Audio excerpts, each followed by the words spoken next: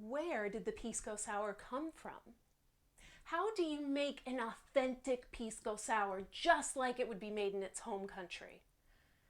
Well, today I'm going to show you how to make one of those authentic Pisco Sours, and we'll talk about the history going all the way back to the 1500s. I'm Sarah. This is Historically Drinking. Let's get started on some booze-soaked history. To make our authentic Pisco Sour, we're going to start with half an ounce of egg white. You can use a whole egg white if you'd like. That's fine. Half an ounce is about half of an egg white. You just don't need the whole egg white. Then to that, I'm going to add 1 dash of bitters. You'll notice I'm actually using a dropper bottle. I filled this with Angostura bitters. It doesn't make quite as much of a mess, and it's a little easier to control how much is going in. So that's why I have it in the dropper bottle. But if you're just using the bottle of Angostura, just give it 1 good dash. Now I'm going to squeeze in some fresh lemon juice right from the lemon. I'm using half of a lemon for this. And you might notice, normally I tell you during these videos that you should be straining your lemon when you're squeezing it into your cocktails. In this case, we don't need to do that, and you'll see why in just a little bit. Now I'm going to add 1/4 of a fresh lime squeezed in.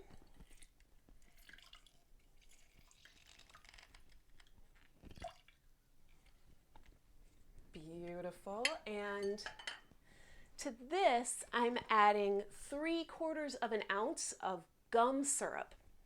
Regular simple syrup is fine as well. This gum syrup is made by taking simple syrup and adding gum arabic, which is sap that comes from a few different trees. It makes the syrup a little thicker, a little silkier, and it also gives it a little additional flavor. It's almost like a lime flavor without acid.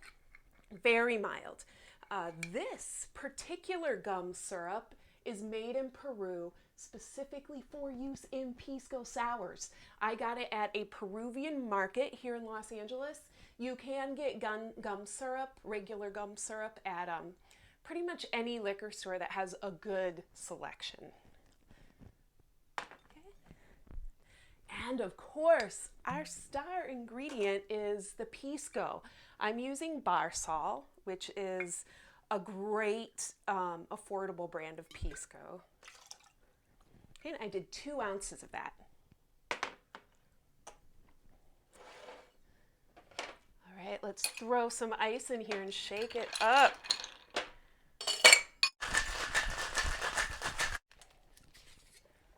All right, now I shook this really well because I really wanted to emulsify that egg in with the cocktail. So I have the whole cocktail, you'll see, is in the big tin here. I'm going to put a fine strainer in the small tin and just strain this right out through the strainer and into the tin. Now I'm going to get rid of my ice and my strainers, and then I'm going to do what's called a dry shake.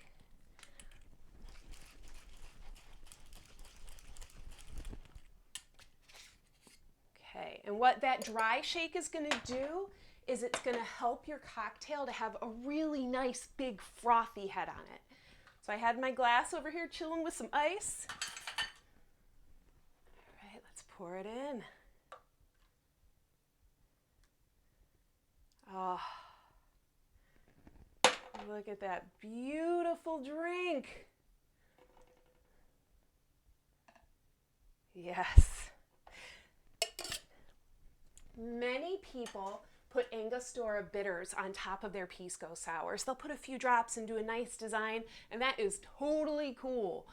But you can also put a little bit of fresh ground cinnamon on it. We already put the Angostura in the cocktail, so we're going to put this cinnamon on there. It's a really, really nice addition and an authentic touch. All right, let's taste it.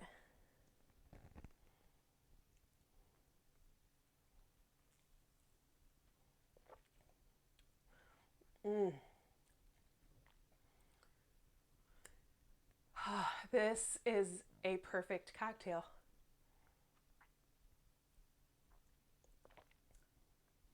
Oh my gosh. It's light and crisp and refreshing. It dances around in your mouth.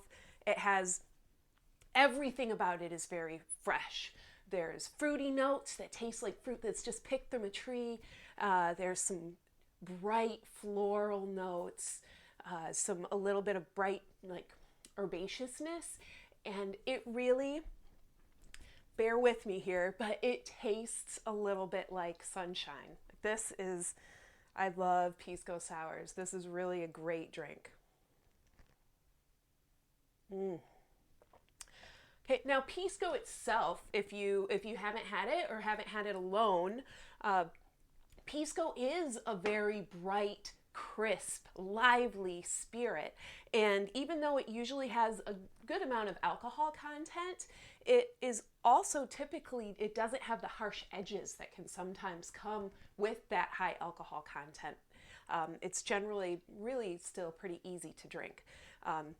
It has the notes that are reflected in this cocktail. So bright, fresh fruit, herbaceousness, floralness. A lot of Piscos have a very nice aromatic quality. So there you go, that's Pisco. Now, a common thing to add in Peru to Pisco Sours is maracuya, or passion fruit. There's passion fruit concentrates that you can buy and just add a little bit of that, or some fresh passion fruit juice. So there you go. All right, let's get into the history behind this drink.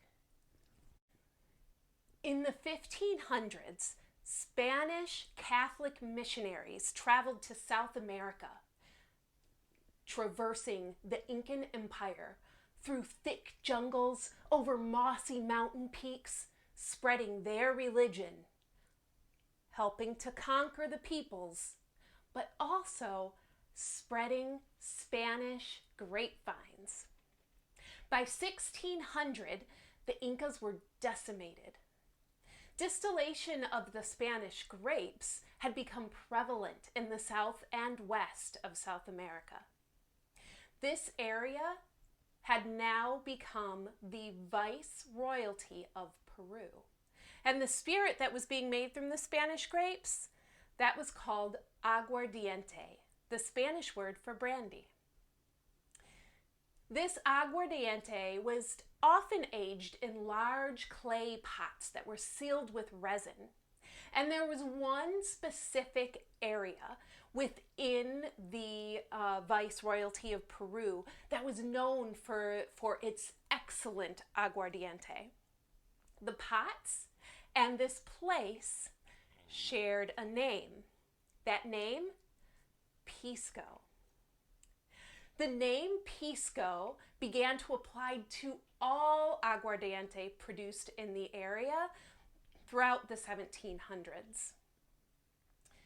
A century later, during the 1800s, the already weakened viceroyalty saw its own dissolution when there were many, many independence movements that attacked it.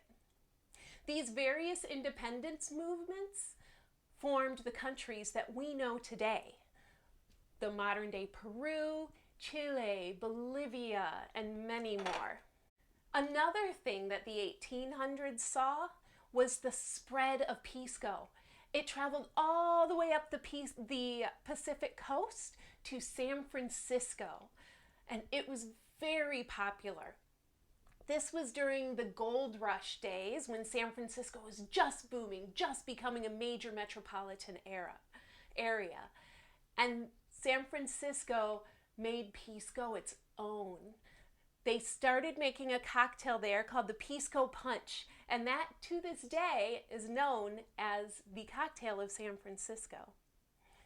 Now, this popularity that Pisco was seeing unfortunately went away with Prohibition. Now, the Pisco Sour itself. What is its origin? The story used to be that an American man who was living in Lima in the 1920s during Prohibition was the inventor of this drink. But in 2014, a journalist published a pamphlet from 1903, far before that barman was present. And that pamphlet had a recipe for a Pisco Sour in it. It wasn't called a Pisco Sour, it was just called a cocktail, but it was a Pisco Sour. The popularity of the drink grew in Peru all through the 1900s. The popularity of Pisco, too. It went from being a spirit that was drunk largely by the poor population to something that was drunk by everybody. And there were very high quality Piscos that began to be made. In the US and throughout the rest of the world, the Pisco Sour came into a great deal of popularity with the emergence of the new cocktail era in the 1980s. In fact, I would credit the Pisco Sour for introducing most people to the idea with egg white in their cocktail. So what is Pisco? Well, Pisco is a brandy. It's a distillate that is made from wine, from grapes, and anything that is made from fruit, any distillate that's made from fruit is a brandy. So that's the category that Pisco falls in. Now, Pisco is aged, but unlike most of the aged spirits that we're used to that have a lot of color, Pisco is aged in clay pots and other neutral containers very often. So you will find a lot of Pisco that's clear but has still been aged. So what those containers do is they allow the spirit to oxidize a little bit. There are some Piscos that are aged in wooden containers that do impart more color and more flavor to the spirit. Peru and Chile have been in a long fight over Pisco, over who has the rights to Pisco. Both countries have been producing it for a very long time. Both countries have been calling it Pisco for a very long time. We know from our history that it was made over a really large area, larger than even just those two countries. So it's not my fight to fight, but it's interesting to see if any sort of decision will ever be made about that. I made this video about the Pisco Sour on my friend Willie's request. He is Peruvian, and he actually knows a great deal about food and drink from Peru. So I picked his brain about this drink. I really appreciate his help with this. If you enjoyed this video about the Pisco Sour, please give it a thumbs up if you liked it, or a thumbs down if you didn't. Let me know. Thank you so much for watching Historically Drinking. I'll see you next time. Bye.